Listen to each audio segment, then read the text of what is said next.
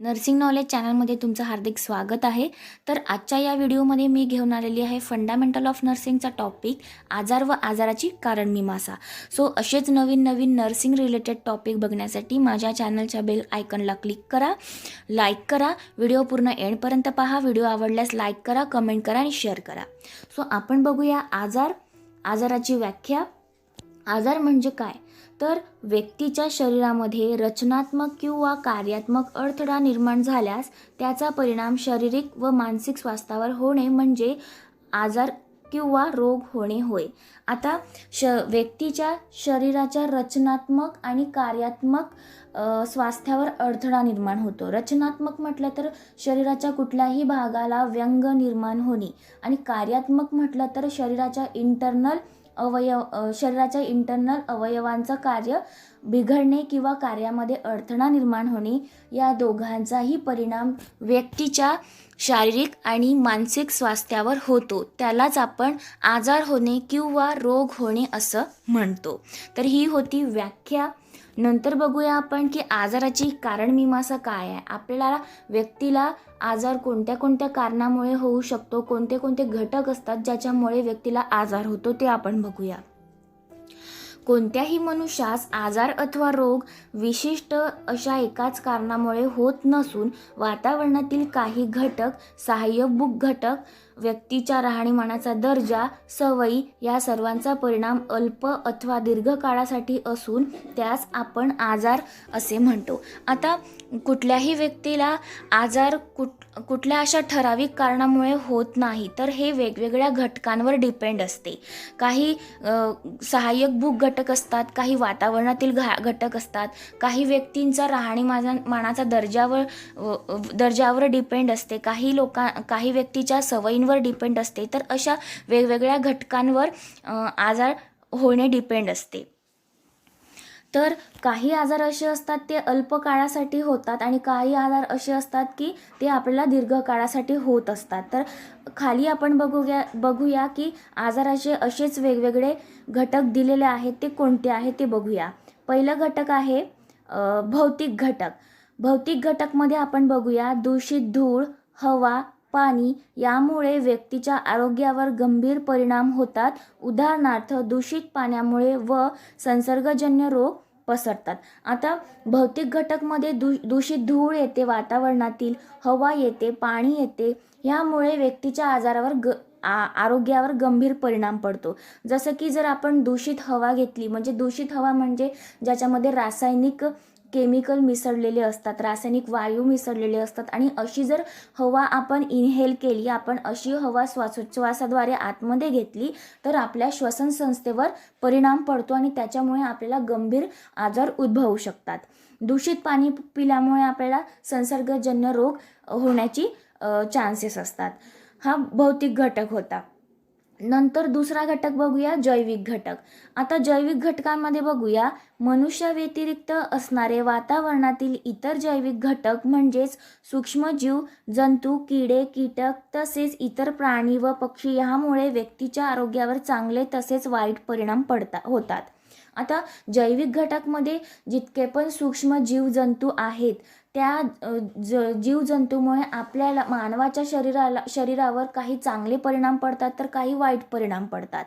जसं सूक्ष्मजीव आहे, जंतू आहे, किडे आहे, कीटक आहे, तसेच इतर प्राणी पक्षी ह्यामुळे आपल्याला व्यक्तीच्या आरोग्यावर चांगले किंवा वाईट परिणाम पडतात. ते आपण बघूया खालीलप्रमाणे. पहिले आपण बघूया चांगले परिणाम. चांगले परिणामामध्ये काही सूक्ष्म जीव जंतू तसेच परजीवी ह्यांच्यापासून मनुष्यास फायदा होतो. उदाहरणार्थ ईस्ट या जंतूपासून खाद्यपदार्थ आंबवले जातात. फंगाय पासून सर्व रोगांवर गुणकारी असे पेनिसिलिन औषध बनवले जाते. तर प्रोटोझोआ हे जंतू वस्तू कुजवण्याच्या क्रियेस मदत करतात. उदाहरणार्थ मलविष्ठा याचे मातीत रूपांतर करतात. आता चांगले परिणाममध्ये बघूया की काही जीवजंतू असे असतात ते मानवाच्या आरोग्यासाठी चांगले असतात. जसं की उदाहरणार्थ ईस्ट हा घटक असा चांगला आहे की तो आपल्या शरीरामध्ये चांगले परिणाम दाखवतो. जसं की आपण इडली डोसा हे पदार्थ बनवतो. हे इडली डोसा हे आंबवून बनवणारे पदार्थ असतात. तर ह्याच्यामध्ये जो आंबवण्यासाठी घटक वापरला जातो तो म्हणजे ईस्ट. तर ईस्टमुळे आपल्या शरीरावर चांगले परिणाम पडतात. तर दुसरं बघूया आपण वाईट परिणाम. आता वाईट परिणामामध्ये बघूया, वातावरणातील काही सूक्ष्म जीवजंतू, परजीवी ह्यांच्यामुळे तसेच विषारी घटकांमुळे मनुष्याच्या शरीरावर गंभीर परिणाम होतात. उदाहरणार्थ प्लाझ्मोडियम वायवॅक्समुळे मलेरिया होतो, मायकोबॅक्टेरियम मुळे क्षयरोग होतो, ट्युबरक्युलोसिस होतो आणि HIV व्हायरसमुळे आपल्याला एड्स आजार होतो. आता काही वाईट परिणाम म्हटलं आहे, तर वाईट परिणामामध्ये काही असे जीवजंतू असतात की ज्यांच्यामुळे आपल्या शरीराला धोका निर्माण होतो आणि त्यांच्यामुळे आपल्या शरीरावर वाईट परिणाम पडतात. उदाहरणार्थ डास, प्लाझ्मोडियम वायवॅक्स नावाचा जर डास आपल्याला चावला तर त्याच्यामुळे आपल्याला डेंग्यू मलेरियासारखे आजार होऊ शकतात. तर हे आपल्या शरीरावर वाईट परिणाम होतात. नंतरचा घटक बघूया आपण आनुवांशिकता. आनुवांशिकता म्हणजे एका जनरेशनकडून तर दुसऱ्या जनरेशनकडे पसरणारे आजार किंवा होणारे आजार. काही आजार हे जीवजंतूमुळे होत नसून आनुवांशिकतेमुळे होतात. आता मी आनुवांशिकतामुळे म्हणजे तेच सांगितलं की एका जनरेशनकडून दुसऱ्या जनरेशनकडे. आता एका जनरेशनकडून दुसऱ्या जनरेशनकडे कोणते आजार होतात, जसं की मधुमेह आहे, उच्च दाब आहे, रक्तदाब आणि जन्मजात व्यंग. तर हे आजार अनुवांशिकतेमुळे होऊ शकतात. नंतरचा घटक आहे रासायनिक घटक. वातावरणामध्ये असलेला तसेच रासायनिक बदलांमुळे उत्पन्न झालेल्या रासायनिक अथवा जैव रासायनिक घटकांचा परिणाम मानवी आरोग्यावर होतो. उदाहरणार्थ carbon dioxide, carbon monoxide, sulphur dioxide तसेच इतर विषारी वायू ह्यामुळे शरीरातील महत्त्वाच्या श्वसन संस्था, चेतासंस्था, रक्तभिसरण संस्था यासारख्या संस्थेवर परिणाम होतो. नंतर रासायनिक घटक.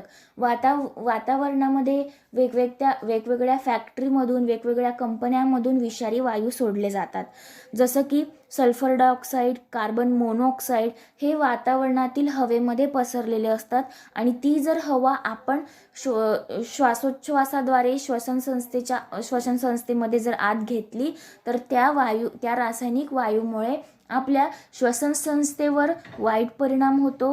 तसेच रक्तभिसरण संस्थेवर आणि चेतासंस्थेवर सुद्धा त्या रासायनिक पदार्थांचा वाईट परिणाम होतो.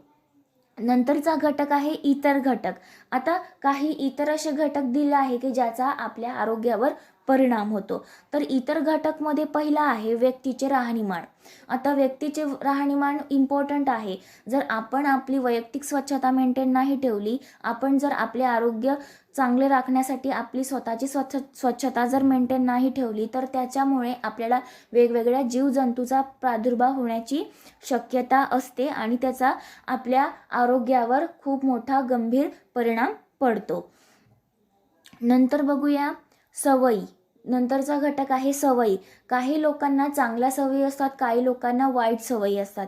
वाईट सवयीमध्ये आपण काही व्यक्तींना मद्यपान, धूम्रपान, तंबाखू, मादक पदार्थाचे सेवन करणे ह्या वाईट सवयी असतात. तर ह्या वाईट सवयीमुळे व्यक्तीच्या आरोग्यावर गंभीर परिणाम होतात.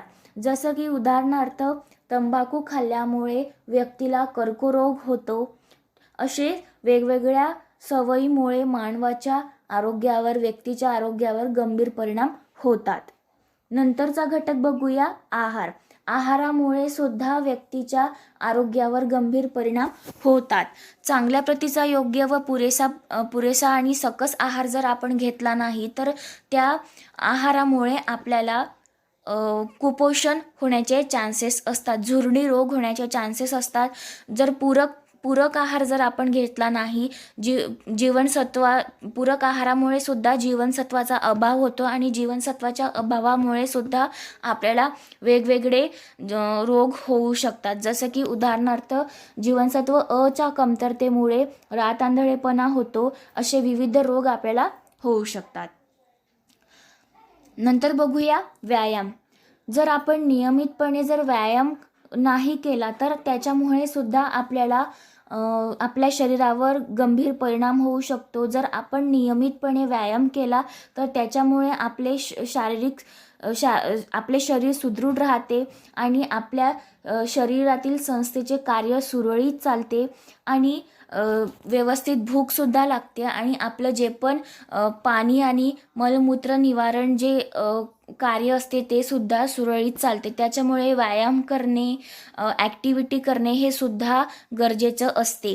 ह्याच्यामुळे सुद्धा आपल्या आरोग्यावर गंभीर परिणाम होतात आणि नियमितपणे जर आपण व्यायाम केला तर त्याच्यामुळे आपल्या आरोग्याला चांगले परिणामसुद्धा होतात. तर हा टॉपिक तुम्हाला आवडला असेल तर लाईक करा, कमेंट करा, शेअर करा. थँक्यू.